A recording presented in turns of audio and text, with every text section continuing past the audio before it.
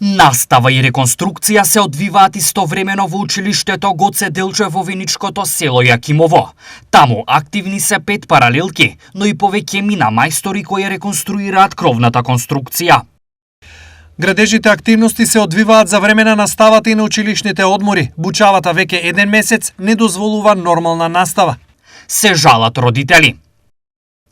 Освен ова, во ризик е и безбедноста на учениците.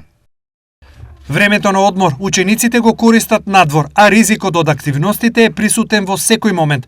Повеќе пати реагиравме до наставниците и директорот, но резултат нема. Објаснуваат родители. Друг потенцијален и не помал ризик е и складираниот градежен материјал во дворното место кој представува дополнителен ризик за безбедноста на учениците.